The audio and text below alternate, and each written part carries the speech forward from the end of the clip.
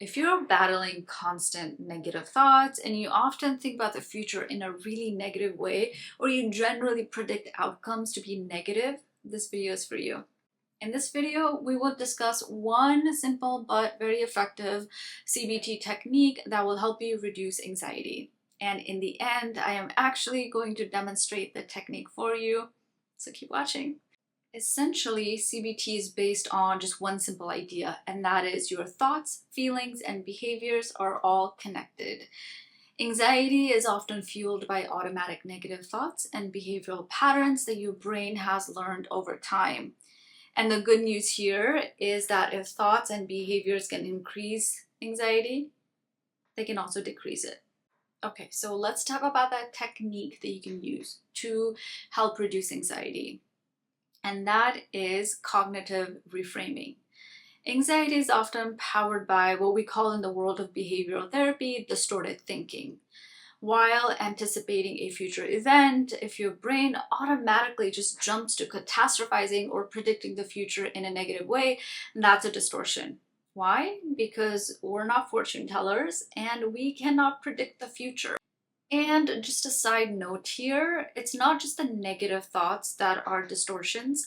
If the thought is extremely positive, that can also be a distortion. So while positive distortions might not generate anxiety, it also does not help us to be delusional. But that's a topic for another day.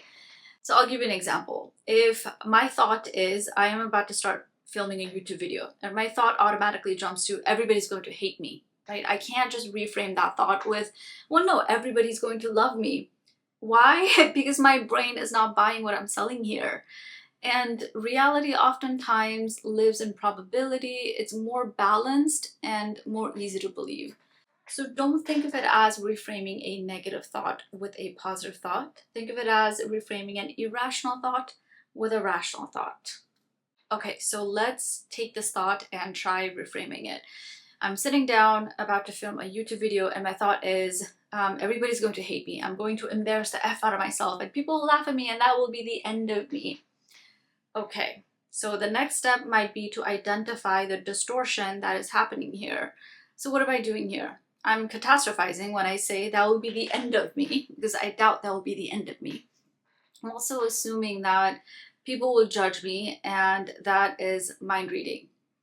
It helps to understand why a thought is a distortion because we're not necessarily reframing normal thoughts. We're only reframing cognitive distortions. In my opinion, it is very helpful to learn about cognitive distortions that exist. So you can first identify what type of distortion is at play before you reframe them. I will list them all in the description box below. Check them out. Okay, so let's talk about the next step, which is reframing that thought. How might I respond to that thought that I'm having? I might say, okay, I can acknowledge that I am nervous. Why wouldn't I be? I'm putting myself out there, I'm putting my voice out there, but I doubt everybody's judging me. I think most people are tuning in to find something helpful in these videos. And even if people do judge me, I doubt it has anything to do with what I'm doing here. You see how my response is balanced, not extremely negative, but not unrealistically positive either. It is rational and it is a logical response. Now I'm going to show you the most effective way of actually practicing this. Saying it out loud is great when you're alone. But writing it down really helps. All right, so you're going to take a sheet of paper, and this is the double column technique. All right, you're going to draw a line down the middle, just like that. On one side, it is distorted thought. And on the other side, it is balanced thought. Right? Okay, so on this side, you're going to write down the thought as is. No censoring, just write it down as is. So my thought would be,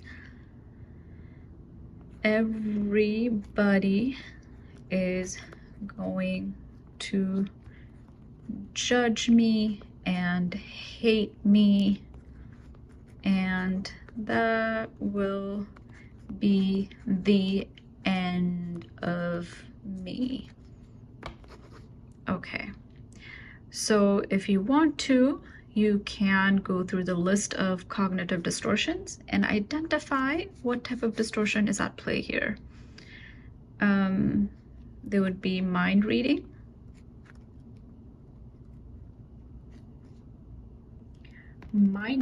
because I'm assuming that I know what other people are thinking. And the second one here is catastrophizing, and I am catastrophizing when I say this will be the end of me.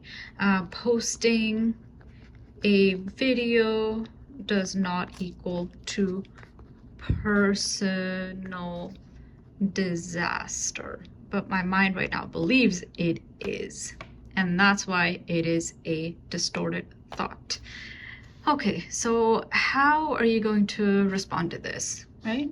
And in my opinion, it is always beneficial to start with acknowledging and validating what is it that you're feeling. It doesn't help to straight jump into reframing. So I might acknowledge what I'm feeling by saying, I get it.